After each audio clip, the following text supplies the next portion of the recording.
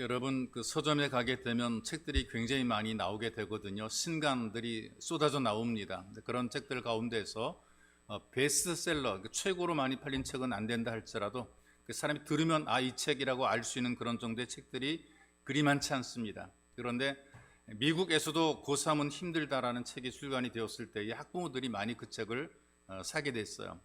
그 책의 저자가 김승훈 씨라는 분인데요. 1985년에 미국으로 이민을 가게 됩니다.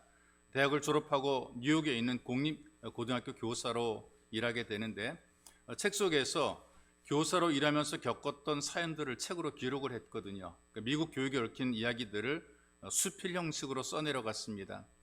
미국에 이민 온 지 한 6개월 된 그 제프리라고 하는 초등학교 5학년인 한국 아이의 이야기를 거기 기록해 놓았는데, 이 부모가 돈도 많고 영어도 잘하는 사람이라 이렇게 표현했습니다. 그 부유층이 사는 뉴저지 지역에 주택을 마련했어요. 이 제프리가 동네 가까운 태권도장에 등록을 하게 됩니다. 왜냐하면 미국 아이들이 힘 있는 아이는 깔보지 못한다, 그런 말을 들었기 때문에 한국에서 온 제프리는 약간 키가 작고 왜소해 보이지만 태권도를 하니까 함부로 건들면 안 된다, 이제 그런 뉘앙스를 주기 위해서 태권도장에 등록을 했고, 이미 한국에서 유치원 때부터 애들이 태권도를 하니까 한 초등학교 한 2, 3학년 되면 벌써 검은띠가 되거든요. 얘 벌써 검은띠예요. 그러니까 얘가 검은띠를 메고 운동을 한단 말이죠. 그러니까 학교를 다니면서 한 달이 지난 이후에 장기자랑 시간이 돌아오게 되었습니다. 그러니까 대부분의 아이들이 노래하고 춤추고 악기를 연주하고 막 그러는 거예요. 자기 장기를 보여주는데 이 제프리 차례가 되었어요. 얘는 한국 아이입니다. 도장에 다니는 그 아이들, 학생들을 다 인솔해서 무대로 올라갔어요. 그러니까 발차기, 벽돌 깨기 이런 거 시범을 보여준 거죠. 마지막 하이라이트가 뭐냐 하면 한 아이의 등을 밟고 뛰어올라서 공중에서 송판을 격파해내는 이제 그런 그 멋진 장면을 연출한 거죠. 그날 이후로 제프리는 스타가 되었습니다. 온 학생들이 제프리를 다 알게 됐어요.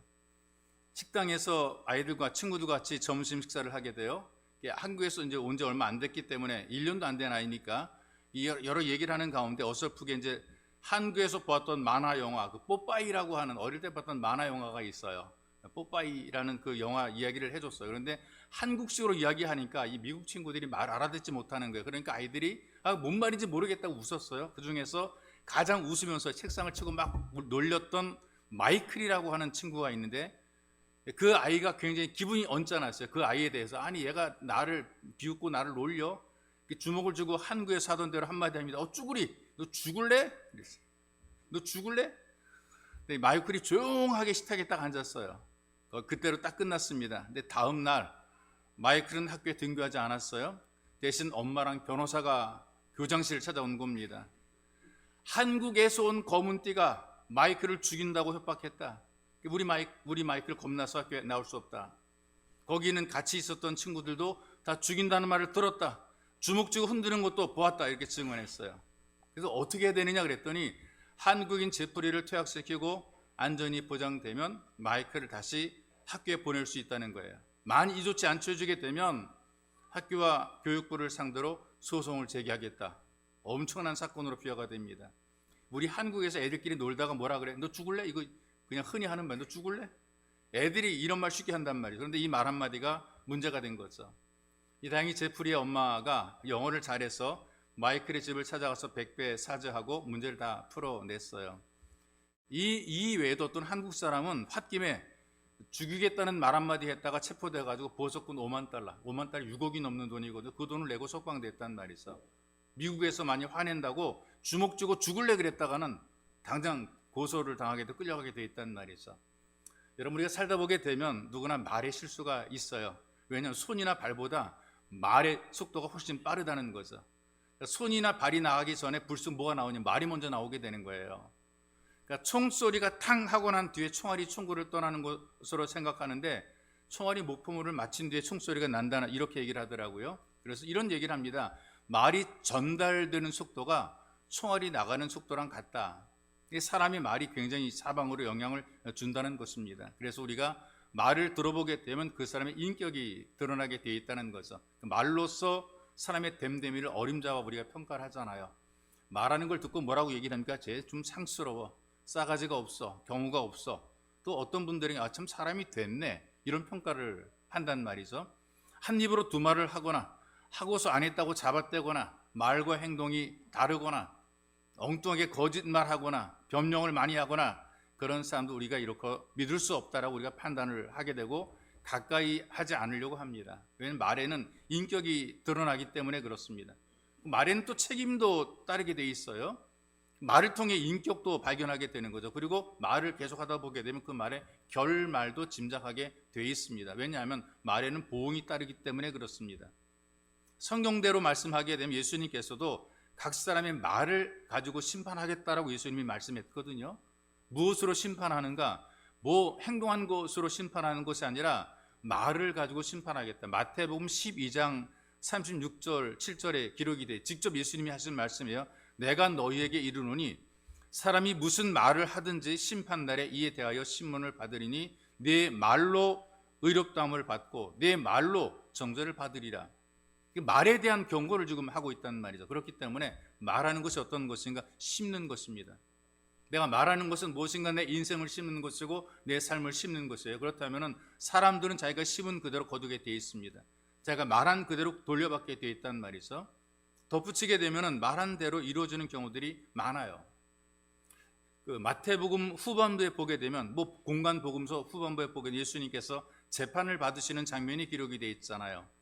로마의 총독 빌라도가 예수님께서 죄가 없다는 것을 알았습니다. 눈치를 챘죠. 그래서 어떻게 예수님 놓아주려고 자꾸 애를 쓰는 모습이 공간복음서에 기록이 되어 있어요. 그런데 그냥 놓아주었다가는 유대인들이 막 폭동 일으킬 것 같은 거예요. 기세가 당당합니다. 그러니 그냥 놓아주는 게 굉장히 부담스럽거든요. 그래서 놓아주려고 말하게 되면 놓아주면 안 된다라고 막 유대인들이 막 들고 일어섭니다. 이 빌라도가 예수님께서 죄가 없는 것을 알았기 때문에 여론에 굴복하는 거예요. 분위기와 여론에 굴복을 했어요. 그리고 책임을 넘깁니다. 유대인들에게 나는 이 사람의 죄에 대해서 무죄하다. 나는 무관하다. 근데 이구동성으로 유대인들이 뭐라고 외친 줄 아십니까? 그 피를 우리와 우리 자손에게 돌릴지어다. 엄청나게 무서운 소리를 하고 있는 거예요. 잘못을 하면서 무죄한 자에게 죄를 뒤집어 씌우면서 누명을 뒤집어 씌우면서 그 피를 우리와 우리 자손에게 돌릴지어다라고 그들이 얘기를 했어요. 죄를 찾지 못한 예수 그리스도를 모함을 했어요. 누명을 씌웠어요. 십자가에 죽게 만들었어요. 그 피를 누구에게 돌리는가? 우리와 우리 세대가 받겠다 그랬어요. 저주를 남기는 끔찍한 말을 조상들이 부모들이 그 말을 했단 말이죠. 그리고 자기들이 말한 그대로 결과가 나타나게 되는데 정확하게 30년 후에 예루살렘이 돌 위에 돌 하나도 남지 않고 무너져 멸망하게 됩니다. 돌 위에 돌 하나도, 그러니까 다 회파가 되는 것을 말하는 거죠. 혹자는 이렇게 얘기를 합니다. 우리는 돌 하나 쌓고 시멘트 바르고 돌 하나 쌓고 시멘트 바르는데 왜 돌 위에 돌 하나가 남지 않았느냐? 돌 하나 위에 거기다 금을 붙이고 금을 칠해놓고 또 그 돌 얹어놓고 또 금을 칠했기 때문에 그 금을 캐기 위해서 돌을 다 회파했다, 이제 그런 얘기도 들려요. 어쨌든 간에 예루살렘이 멸망하게 됩니다. 그 후에 자손들은 2000년 동안을 세계 각지에 흩어져 버렸어요.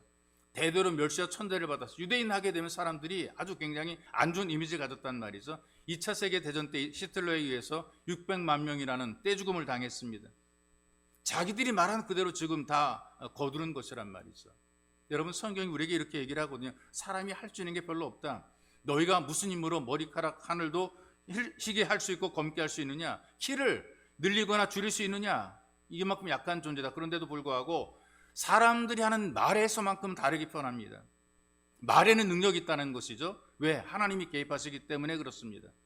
사람이 무엇으로 심든지 그대로 거둘 수 있는 이유가 뭐냐? 하나님이 거두게 하시니까 그렇죠. 사람이 무슨 말을 하든지 그대로 이루어지는 것도 왜 그런가? 하나님께서 그렇게 역사하시기 때문에 그런 것입니다.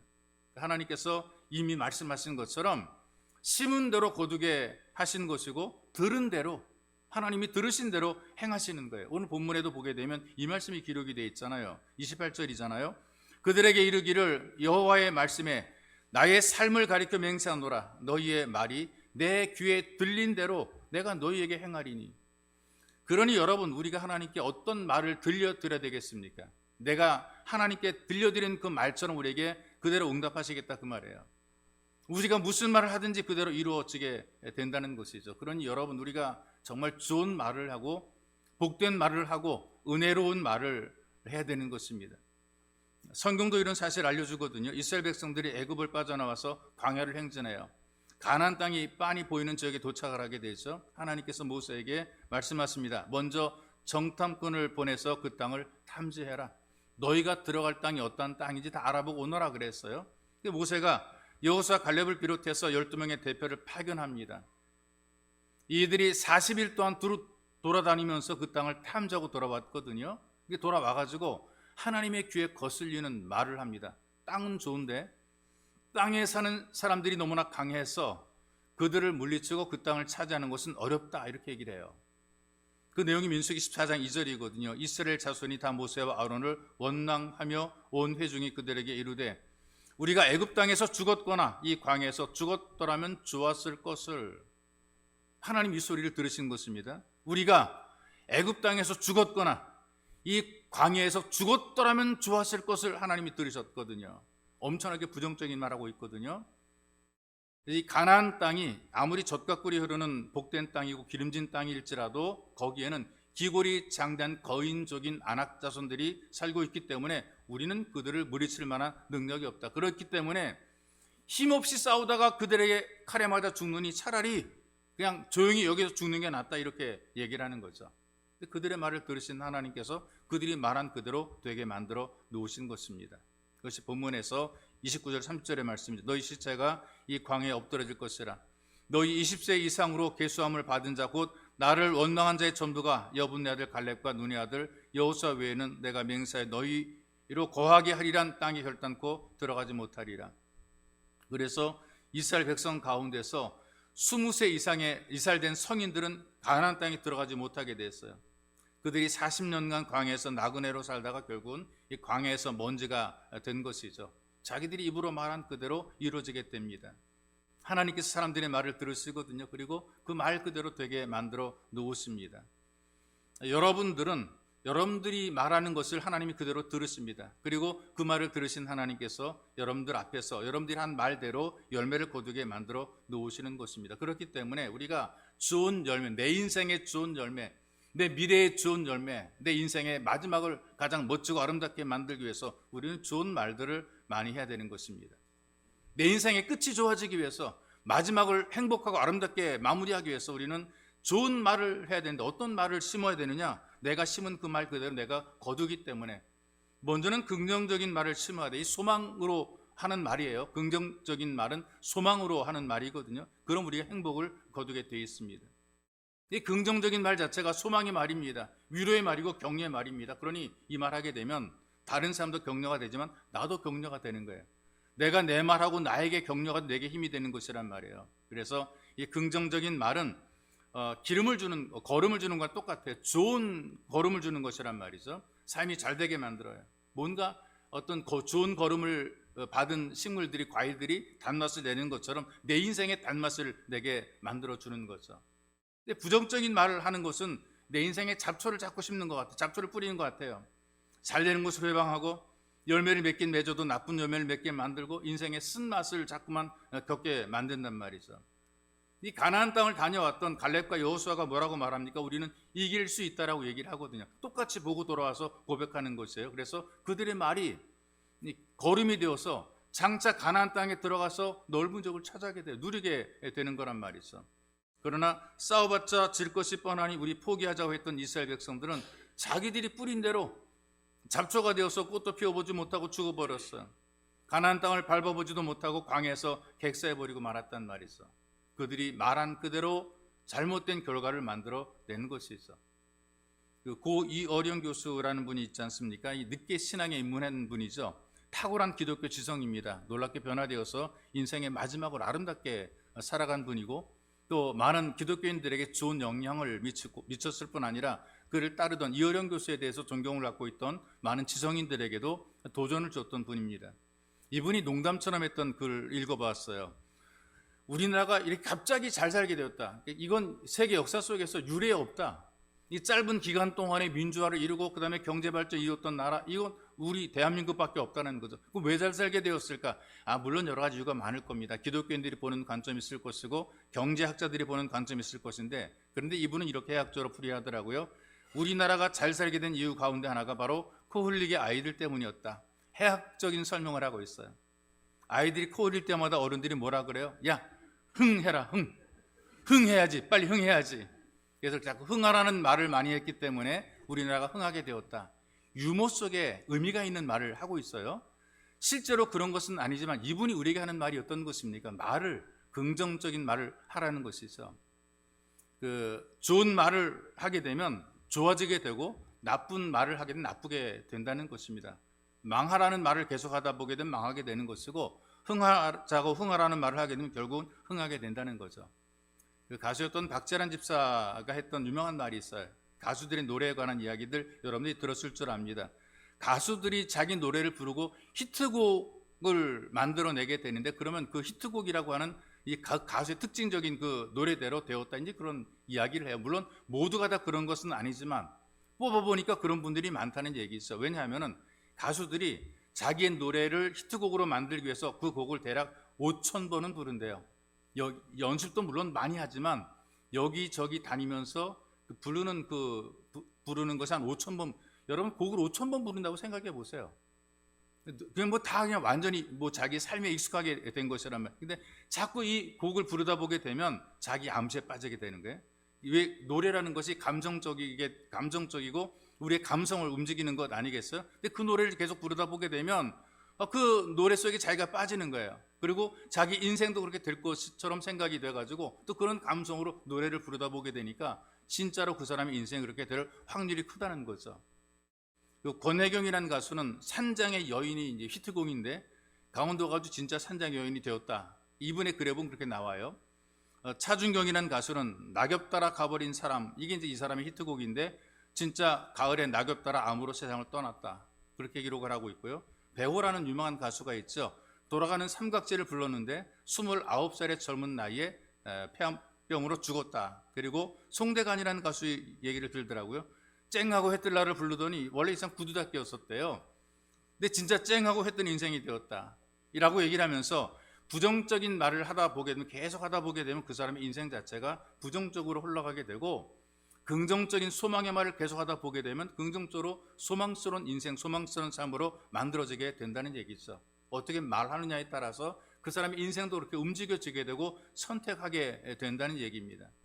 근데 불행한 사람의 특징을 보게 되니까 자기를 대단하지 않게 여깁니다. 아이고 내 팔자야, 내 인생이 꼬였을까, 나는 지질이 복이 없어.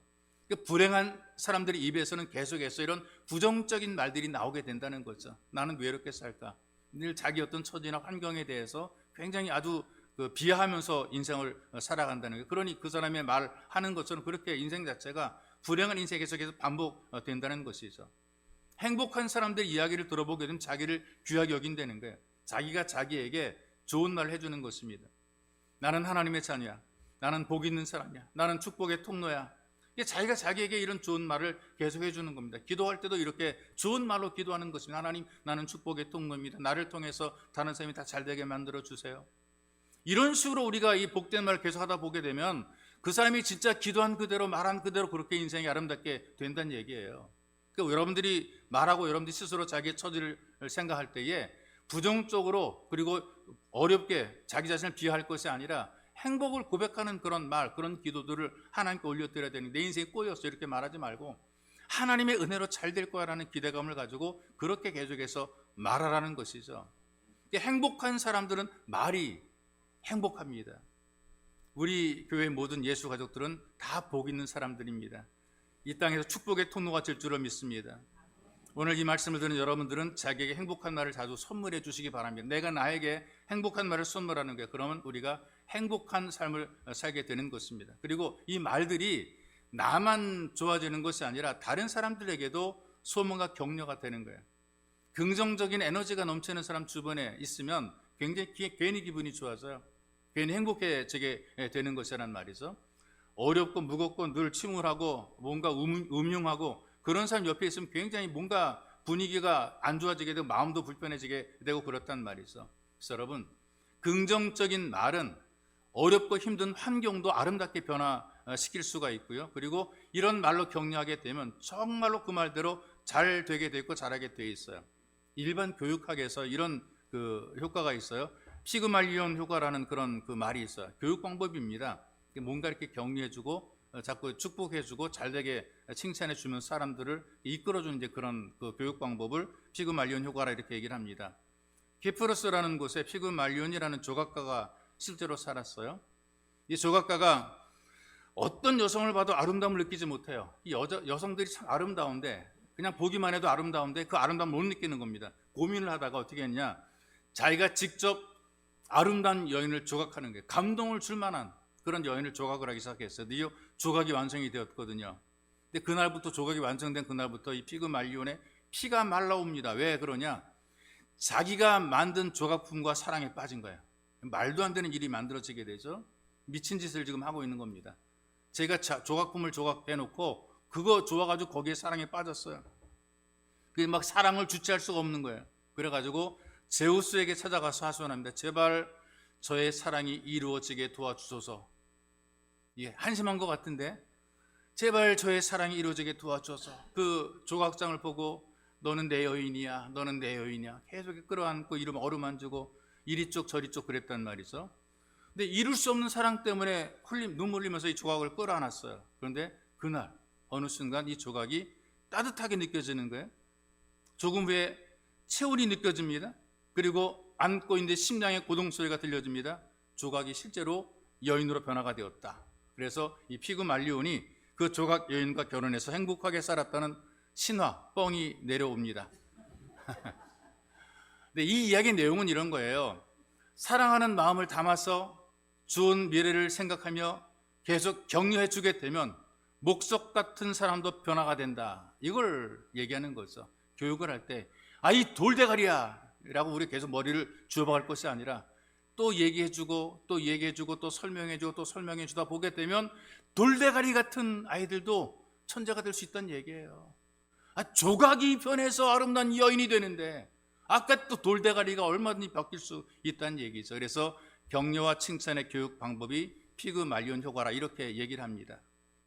사람이 입술에서 나오는 격려, 소망을 주는 긍정적인 말이 나오게 되니까 행복한 변화가 만들어지게 돼 있습니다. 유고슬라비아의 시골에 이름이 없는 작은 성당이 있어요.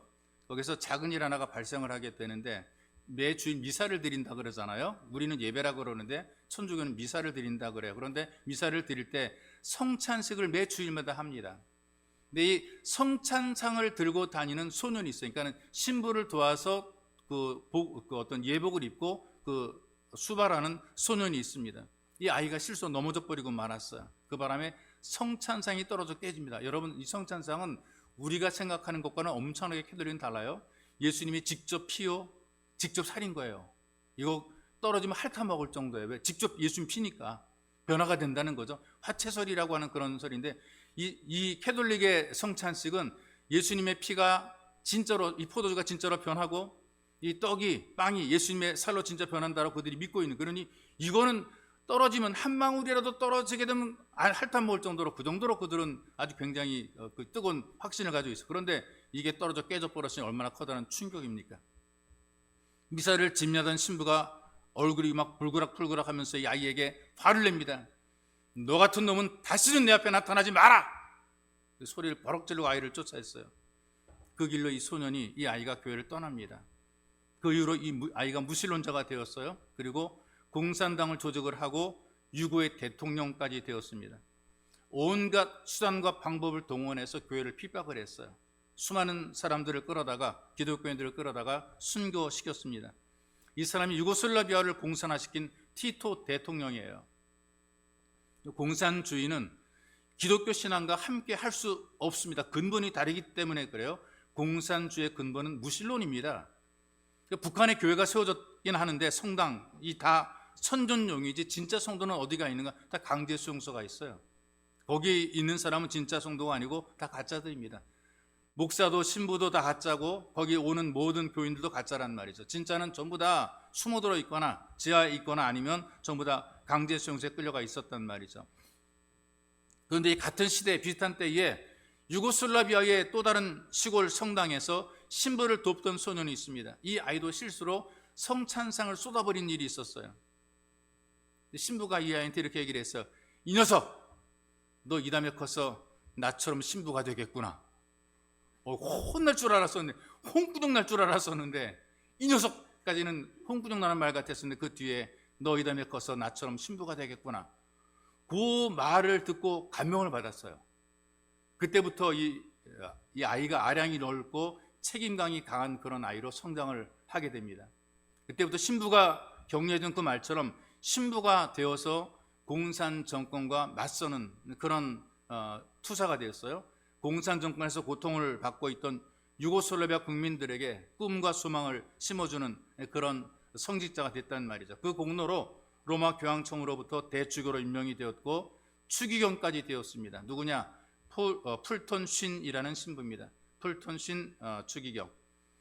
여러분, 하나님께서 말씀으로 세상을 창조했잖아요. 마찬가지로 하나님 형상을 닮은 우리들의 말에도 엄청나게 놀라운 창조와 변화의 능력이 있다는 얘기죠. 이걸 누가 잘 아느냐? 마귀가 잘 알아요.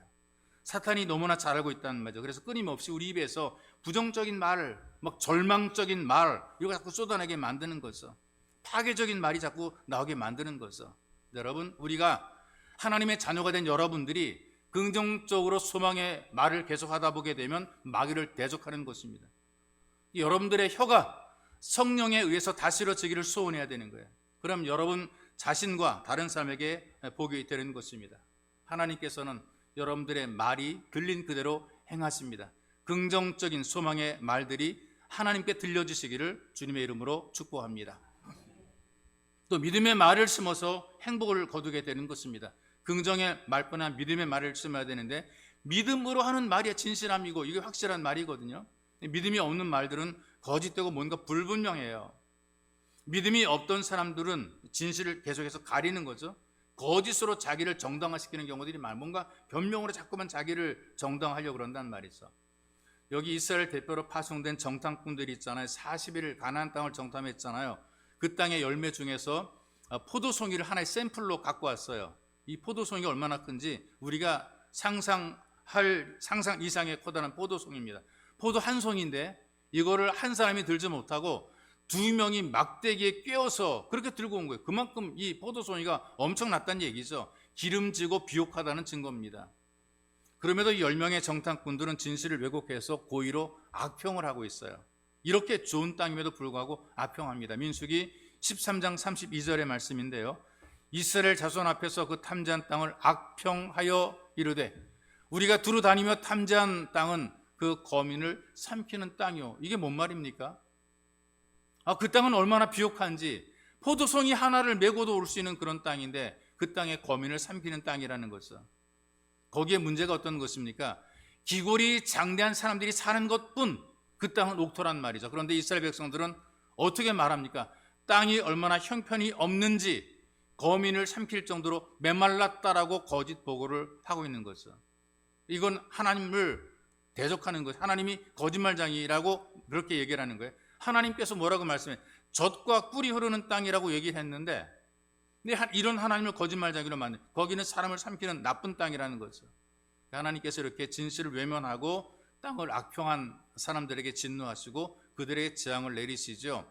37절에 보니까 그 땅에 대해서 악평한 사람들은 여호와 앞에서 재앙으로 죽었다 이렇게 얘기를 합니다. 거짓된 사람들을 죽이셨어요.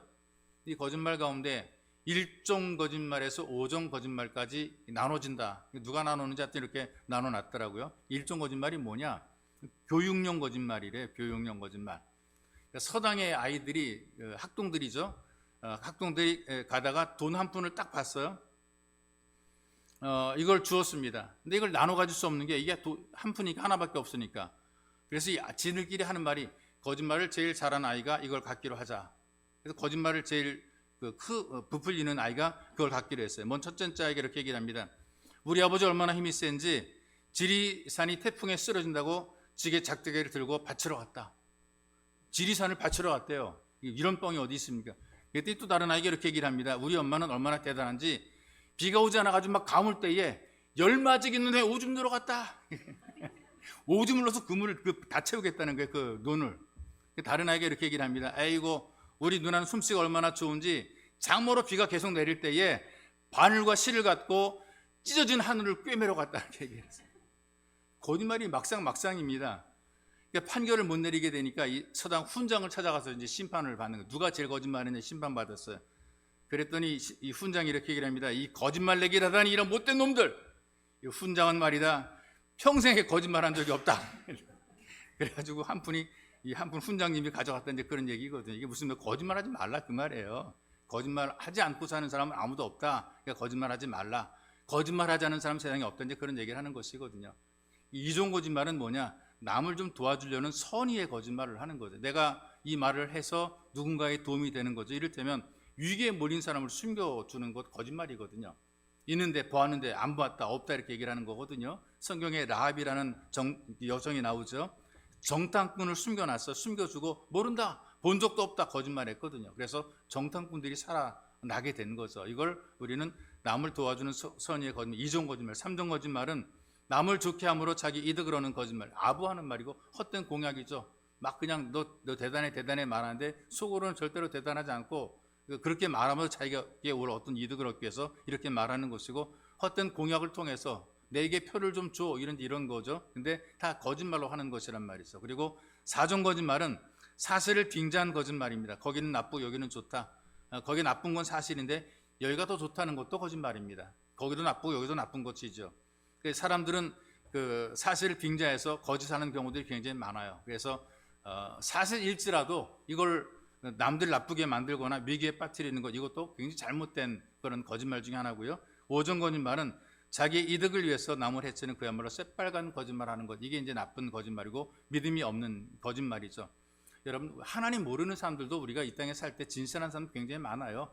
예수 믿는 사람 거짓말 잘하는데 예수 안 믿는 사람들 가운데 참 진실하고 신실한 그런 분들이 꽤 많이 있거든요. 그래서 예수 안 믿어도 긍정적인 말들을 많이 하고요. 여러분, 강연을 듣다 보게 되면 긍정적인 얘기를 하는 강사들이 굉장히 많아요. 그 예수 믿는 사람인가 아닌 사람들이 있단 말이죠. 그런데 그들은 거기까지가 한계입니다. 근데 우리는 한 걸음 더 나가는 거죠. 우리는 긍정과 소망의 말뿐 아니라 믿음의 말을 하기 때문에 그렇습니다.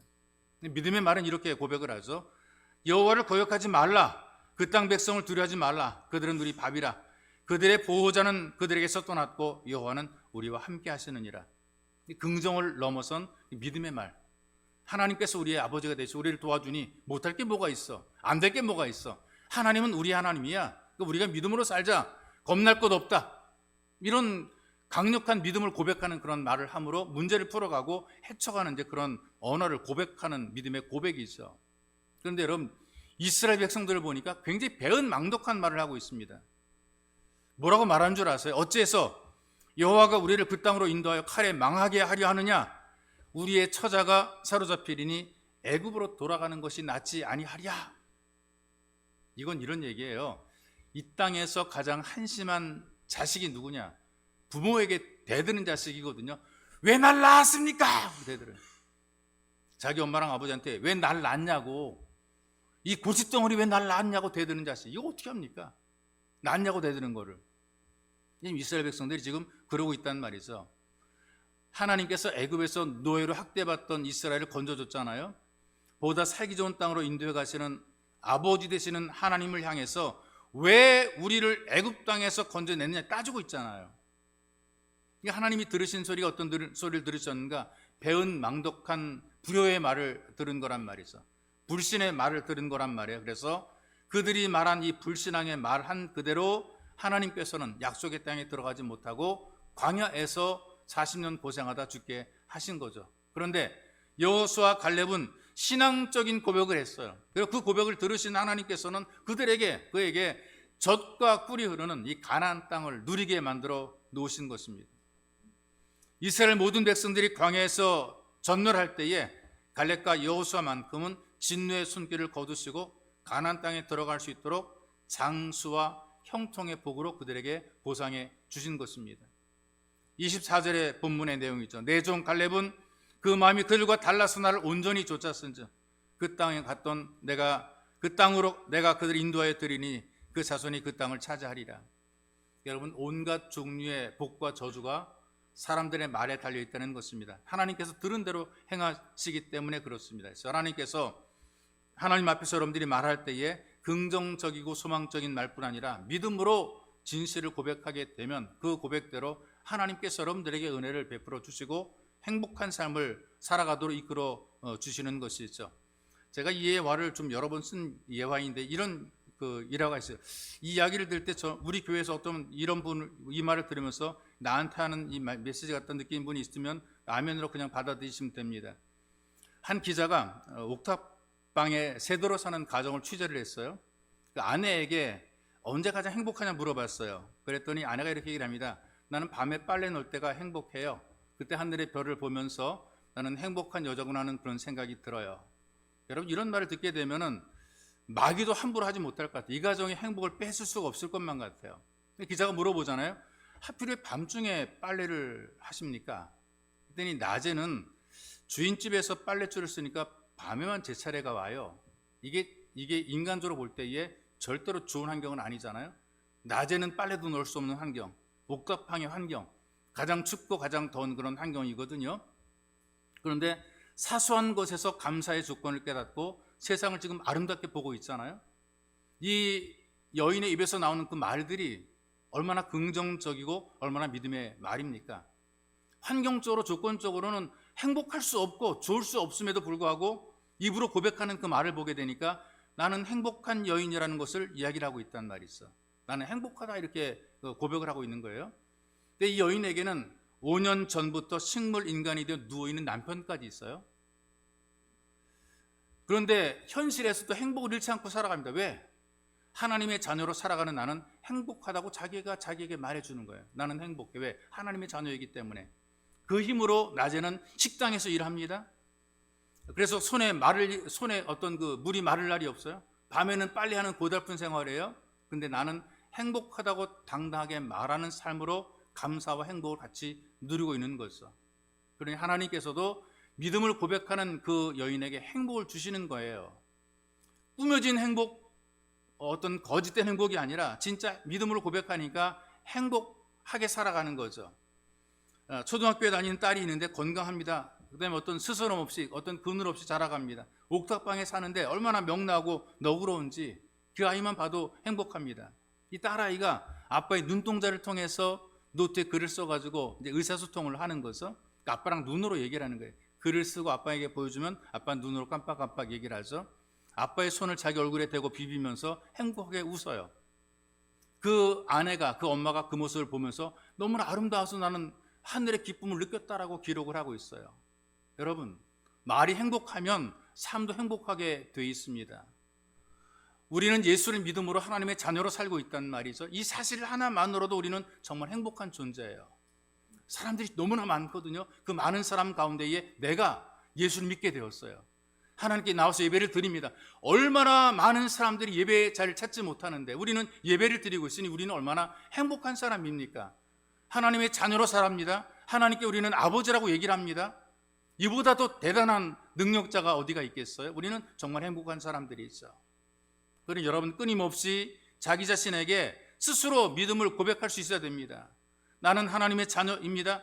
하나님은 나를 사랑하십니다. 아, 나는 행복하다. 나는 은혜와 복을 누리고 나누리라. 여러분들의 입술로 심은 그대로 은총이 누려지시기를 주님의 이름으로 축복합니다. 여러분 기도하겠습니다. 기도할 때에 주의 말씀이 기도의 제목이 되었으면 좋겠습니다. 우리가 자주 쓰는 말 가운데 불신과 불평과 불만과 부정의 말들이 쓸 수가 있습니다. 기도합시다. 하나님, 내 입술과 혀를 성령께서 주관하소서. 긍정과 소망의 말, 믿음의 말을 하도록 나를 도와주옵소서. 믿음의 말, 감사의 말, 위로의 말, 격려의 말, 감동의 말로 행복을 심고 행복을 거두게 만들어 주옵소서. 나는 하나님의 자녀입니다. 하나님 나를 사랑하십니다. 아, 나는 행복하다. 나는 은혜와 복을 나누리라. 나는 진수로 복의 통로입니다. 이런 고백을 하며 하나님 앞에 믿음을 고백하고 함께 기도하기 원합니다. 기도합시다. 살아계신 아버지 고맙고 감사합니다. 주께서 우리를 부르시고 우리에게 은혜를 베푸셔서 복된 주일에 하나님의 복을 누리기 위해서 이 자리에 불러주시고 하나님의 복으로 살게 하시니 하나님 감사합니다. 하나님께 영광을 올려드립니다. 우리의 삶의 죄 은혜 속에서 행복을 경험하게 도우시니 감사합니다. 환경과 조건 어렵고 힘들지만 그러나 주님께서 우리를 돌보시니 감사합니다. 주님께서 우리에게 지키시니 주님 너무나 고맙고 감사합니다. 때로 우리는 우리의 언어를 쓸 때에 불평과 부정과 원망의 말을 할 때가 있습니다. 하나님 간절히 원합니다. 우리 입술과 혀를 성령으로 다스려 주시옵소서. 우리 입술과 혀가 성령의 주관, 성령의 다스림 받으며 긍정의 말, 소망의 말, 믿음의 말을 해낼 수 있어 주님께서 우리를 도와주옵소서. 하나님 잘되게 만드는 말, 축복의 말들을 나누게 붙잡아 축복해 주시옵소서. 소망의 말들, 격려의 말, 위로의 말들 통해서 사람들을 세우고 내가 세워지게 만들어 주옵소서. 하나님 아버지, 우리가 하나님의 자녀로 살기에 주님, 우리가 믿음으로 고백한, 믿음대로 고백한 대로 누리며 사는 복된 삶이 되게 만들어 주옵소서. 시작보다 마지막이 좋아야 됩니다. 처음보다 끝이 좋은 삶이 되게 주님, 우리 언어가 복된 언어가 되길 아버지 간절히 원하며 소망합니다. 하나님 간절히 원합니다. 믿음의 말을 통해, 감사의 말을 통해, 위로의 말을 통해, 격려의 말을 통해, 감동의 말을 통해 우리 모두 행복을 심고 행복을 거두는 삶이 되게 만들어 주옵소서. 우리의 미래가, 우리의 끝이, 보는 우리의 종말이 하나님 아름답고 복되며 행복한 미래가 될 수 있도록 도와주시고 아름다운 마무리를 감당하도록 주님께서 은혜를 베풀어 주옵소서. 늘 우리의 마음거리 생각이 주의 은혜로 행복을 고백하는 복된 삶이 되게 주님 우리를 도와주시고 예배를 드리는 모든 예족들의 성령으로 드리는 무사 저들의 언어를 통해, 저들의 말을 통해 하나님의 은혜를 마음껏 누리게 도와주시옵소서. 살아계신 하나님, 우리는 하나님의 자녀입니다. 하나님께서 우리를 얼마나 사랑하시는지 우리를 부르셔서 하나님의 존귀한 예배 자리에 불러주시고 우리에게 복을 부어주니 감사합니다. 주님, 하나님의 자녀 사는 우리는 정말 행복한 사람들입니다. 나는 행복하다고 고백하는 모든 예수 가족이 되게 만들어 주옵소서. 그리고 주님, 우리가 주님께 복을 받고 은혜를 누리는 사람들입니다. 나는 이 은혜와 복을 사방에 전달하며 나누리라. 하나님, 나를 복의 통로로 써주시니 감사합니다. 이런 귀한 고백들을 통해서 우리가 다 하나님께 귀하게 쓰임받는 복된 삶 살게 만들어 주시고 우리의 미래가, 우리의 끝이 아름답고 행복한 삶이 될 수 있도록, 우리가 행복을 고백하는 삶이 될 수 있도록 주님, 행복을 심어가는 복 있는 예수 가족이 되게 은혜를 더하여 주옵소서. 보배로 오신 예수님의 이름으로 기도하옵나이다. 아멘.